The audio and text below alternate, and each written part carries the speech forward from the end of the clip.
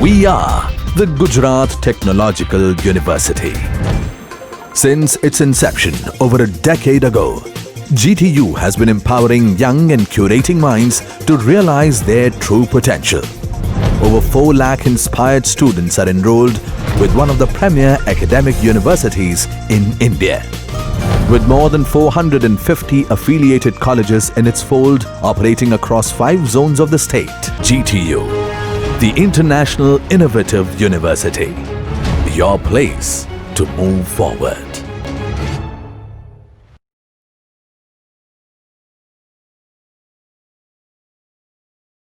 Hello dear students, today we will going to start a new article, that is metal semiconductor junction.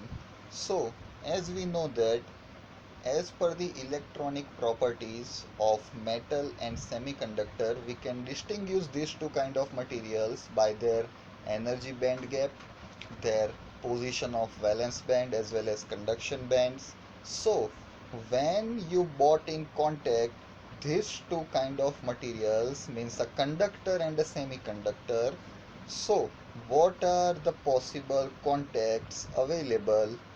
So we will going to study about it. Metal semiconductor junction, or you can say the contacts. When metal and semiconductor are brought into contact, there are two types of junctions formed depending on the work function of the semiconductor and its relation with the metal. So as I discussed earlier, the conductor materials, maybe it is a copper, aluminum. Copper have their own electronic properties, it has its own energy band gap, and aluminum on the other hand, it has also its own electric properties and the differ value of energy band gap. So when you are considering the use of silicon or germanium semiconductors, when they brought into contact with the conductors or metals like copper and aluminum, the two possible metal semiconductor junction which are available, that is the Schottky junction and number 2 is the ohmic junction. Consider a junction formed between a metal and n-type semiconductor. So as we all know that the two types of semiconductors are available, that is n-type and p-type semiconductor. So first of all we will consider the contact between the conductor and the semiconductor with electrons as a majority charge carrier, that is the n-type. The Fermi level of the semiconductor is higher since its work function is lower than the metal. So here we will see the bending of n-type semiconductor conduction band. So when the metal semiconductor junction is formed, the Fermi levels must line up at equilibrium. Here we can see from the figure the difference in the Fermi level of the metal and n-type semiconductor. The Fermi level of metal is lower.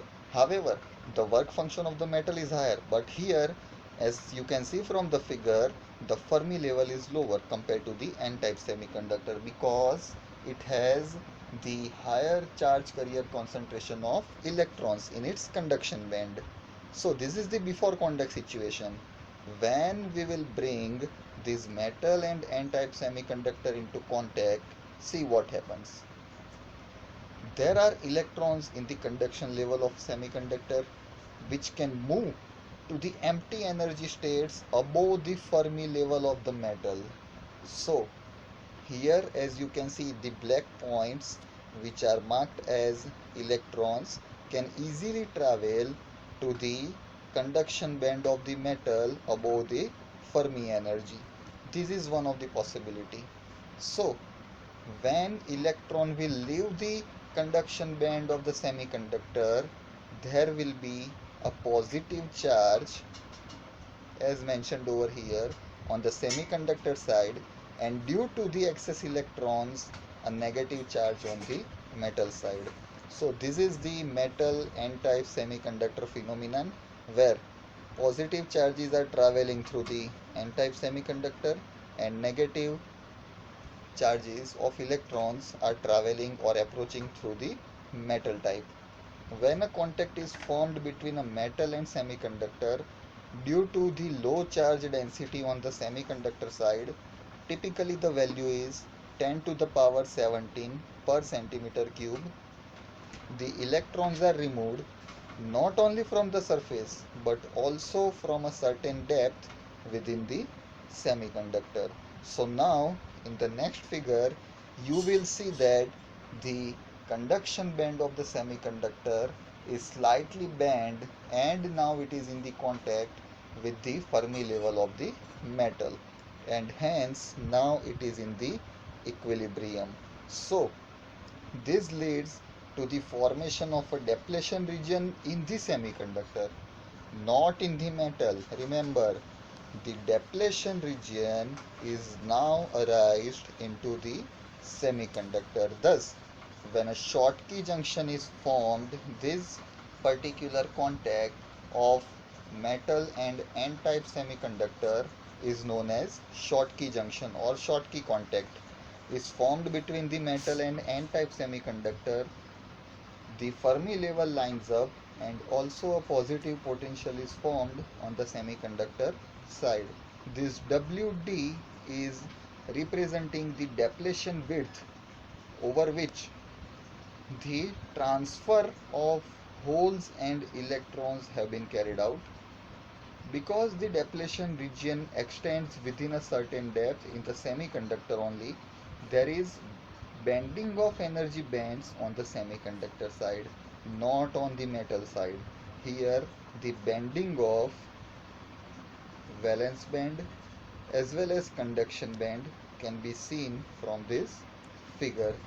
So, the bending of bands in the direction of electric field, where the fields goes from the positive charge to negative charge, which is totally opposite to the potential direction. This means that the energy bands bend up going from n-type semiconductor to the metal.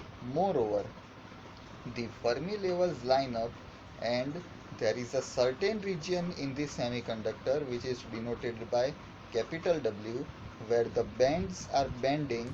This is called the depletion region.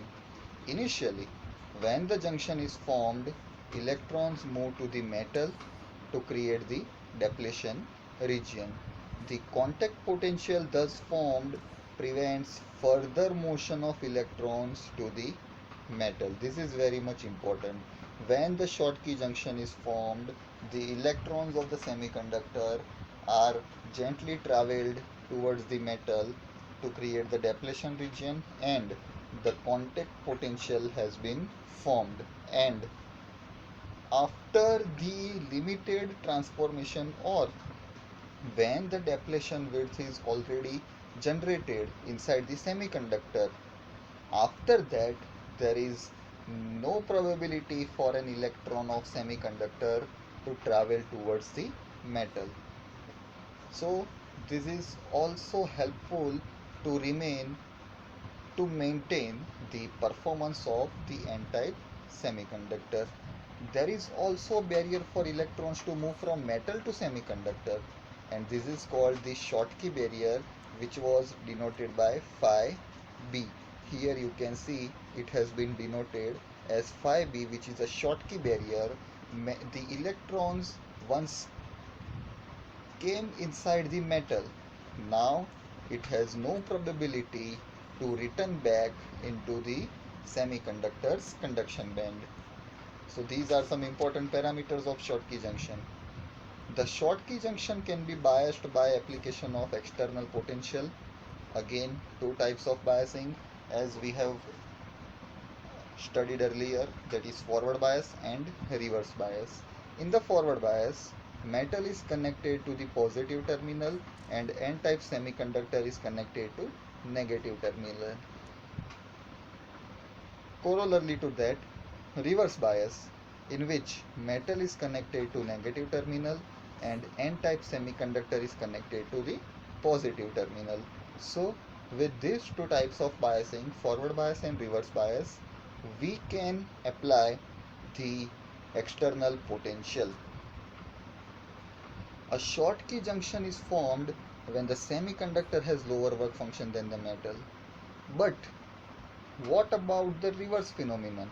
That means when the semiconductor has higher work function, the junction formed is called the ohmic junction. Here you will see the bending of metals, the bending of metals when the electrons move from the metal to the empty state in the conduction band of the semiconductor.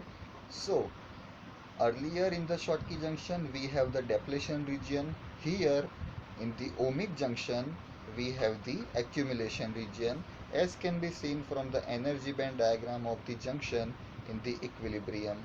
This is the before bias situation, before contact situation, and this is the after contact situation.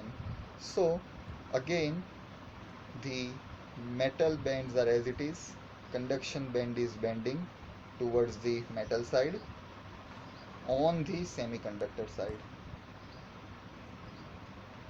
The accumulation region has a higher conductivity than the bulk of the semiconductor due to this higher concentration of electrons.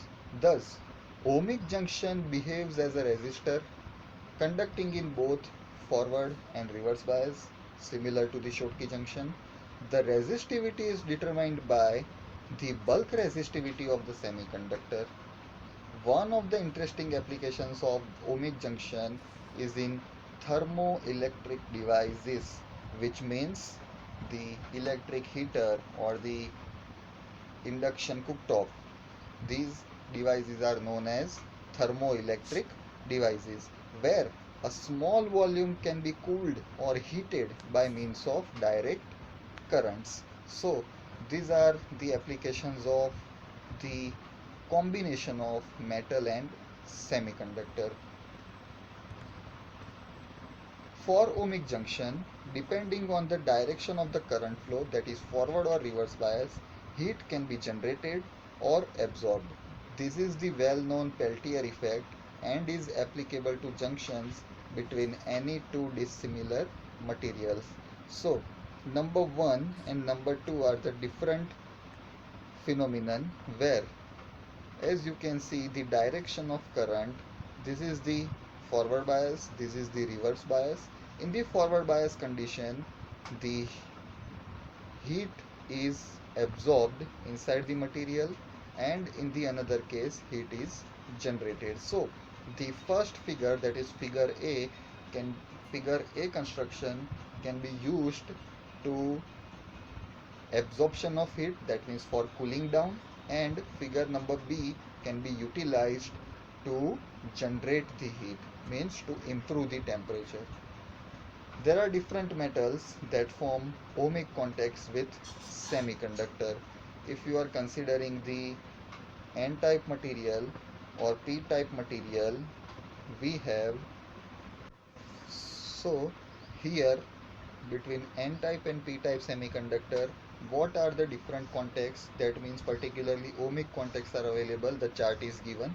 This is just for your information, but the two different contacts, that are Schottky contacts and ohmic contacts. Remember, these two types of junction, Schottky and ohmic junction, can be separately asked in your GTU examination in 4 marks each, or the combined question can be asked in full 7 marks question.